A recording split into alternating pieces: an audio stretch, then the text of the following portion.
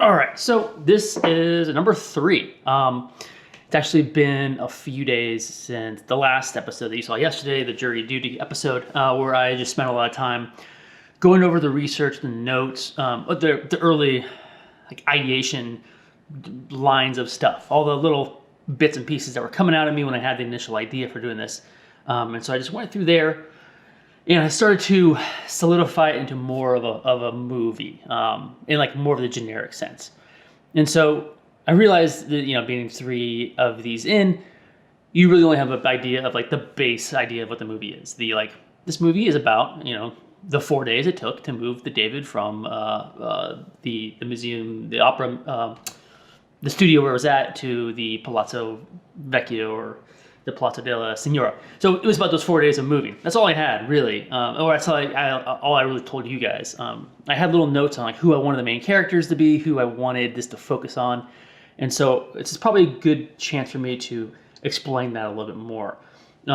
Taking that notebook, taking through all the, just distilling all the little things that I wrote. Sorry, my cat is very needy. Going through all that stuff, I put together what I'm calling a one sheet. I don't even know if this is that big of a thing when it comes to writing, but it does help me wrap my mind around what I'm gravitating towards in the story. So, and it helps me explain what the story is. I think more importantly, I want to be able to recite this, or recite a very short version of this to people, just to give them an idea of what I'm writing, and then hear what they gravitate towards and respond to. And hearing that sometimes will trigger something else in my mind, or some direction that I didn't even consider. So being able to verbalize this to my colleagues, to my friends and family, helps me develop the story even more, or even develop it in ideas that are unpredictable to me. And I feel like that's an important part of my writing process, is not always just writing, not working in such a silo, an isolated silo where I'm only kind of echoing the things that I already like and all that. Anyway, so I wrote a one sheet, and I figure I'll just read it here for you guys. Maybe I'll post a link to this early version of the one sheet. This thing can change dramatically as I start writing this, but again, this is just to help me wrap my mind around what I'm trying to do at the moment, at this very early stage in the writing process. So here we go. I'm tentatively calling it Moving David. I don't know if that's going to be the title of it, but that seems fine for right now. Very simple. Moving David, a 16th century caper film by Joey Fameli. And then I have a log line, my version of a log line. A grave robber is hired to assemble a team of specialists to transport a 14-foot statue through the tumultuous streets of Florence during the Renaissance. A little wordy, but okay. So the movie, now here it is. 1504, Florence, Italy, the Renaissance. The Republic of Florence is in a delicate state as the powerful Medici family in Rome grows closer to once again seizing control and power over the city. There is an uneasiness in the streets. This night, after 2 years of constant work, Michelangelo sets his tools down in completion of the David, a massive statue depicting the titular figure from David and Goliath. An artist's work is done, but now comes the question of where the statue should live and how it will get there. Elsewhere in Florence, Marco Pietro, this is the main character I've decided, sneaks through the shadows of midnight as he steals cadavers for the artistic and anatomical curiosities of Leonardo da Vinci. Supporting character. This is highly illegal by Florentine law, but it pays well, and Marco has a sick wife, a vanishing job, and a daughter who's showing great artistic talent that needs nurturing. Marco is not proud of the work that he has had to resort to, but given his dire circumstances, he cannot pass it up. His daughter, I'm loosely basing off of another artist in the Renaissance who will become an artist thanks to this kind of what happens here. And the wife will be something of a inciting incident for Marco. A committee in charge of the decoration of Florence comes to a decision on where the David will be displayed.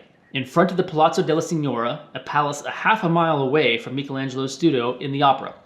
And it will replace a bronze statue of Judith and Holofernes, I'm probably butchering that, by the artist Donatello. By recommendation of Leonardo, Marco Pietro is tasked and paid handsomely for the responsibility of moving this 14-foot, 6-ton David from the opera to the palazzo through the open streets of Florence. No easy task. Marco puts together a team of individuals, craftsmen, and makers who can help engineer a way to physically move the statue over cobblestone, under low archways, and through the crowds of a city of unrest. Over the next 4 days, Donatello enthusiasts, jealous of the statue's intrusion, will sabotage the expedition in hopes of destroying the sculpture. Then, word gets out that David's resting orientation will be looking towards Rome, a symbolic gesture, acting as the watchful guardian over the Medici threat. A large population of Florentines that favor the Medici over the Republic will rebel against this. The 4-day half-mile journey culminates and comes to a head as Marco's shadowy past is revealed, complicating an already troubled procedure just as the anti-Medici riots hit the streets and cause an orbit of mayhem around the masterpiece. That's my one sheet. It helps me, again, get those characters down and get some of the actual broader beats of the story. Obviously we can kind of see how this, we can see the like Marco's situation, the inciting incident. He needs to get some money to get his family taken care of. I don't know what you call this in screenwriting terms, but the opportunity to him to get this money, the job by moving the statue, and then the conflict that comes with that. First, you have like you're assembling the team. I don't know how much I'll write of this. I kind of big fan of like Ocean's 11 movies and like caper flicks in general. And I like those assembling the team moments. Even when it comes to like Seven Samurai or like Magnificent Seven, those like finding your crew.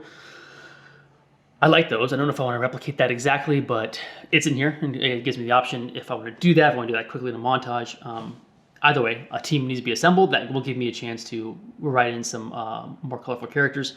And then the conflict. Now I'm taking some liberties, and maybe we'll talk about this in a future episode, but I'm taking some liberties in the timeline and the events. A lot of things were happening in Florence around 1500 to like 1550, and there was a lot of back and forth, a lot of like political upheaval with the Medici family, with the Republic of Florence. This was not a time of like super peaceful moments for Florence, and so I'm consolidating that a bit and shrinking it down. Now, I'll talk about why I feel like this is okay in some regards, but there are some things that I'm throwing that happened a few years later, or 10, 15 years later, that I'm just compressing down into those 4 days to add conflict. And like, frankly, I'm okay with that. I'm okay with this not being a perfect one-to-one historical representation of this event, because the stench of this stuff was in the air at the time. And as long as I stay true to what the feel was of that conflict in Florence on the streets around that time, I feel like the integrity is still there, if that makes sense. So there's my one sheet. From here, I will think about this a little more. I'm going to write a little bit more. I'm going to research a bit more. I got some books, some papers and stuff that I printed out, and then I'm going to, I think from this point, I'm going to actually like make a proper something in between a scriptment and a treatment. I'm not going to write 60 pages of a scriptment, but I'm going to write a few pages of like how the beats will go, and then reread that a couple times, and then elaborate on certain sequences and scenes, and then look at it from there. And then I'll check back in here. But yeah, there's my one sheet. The Moving David one sheet, mainly for me to help me understand what I'm writing. So thank you guys for watching this. I will see you all tomorrow on whatever day that is in this writing process. Thank you. Goodbye.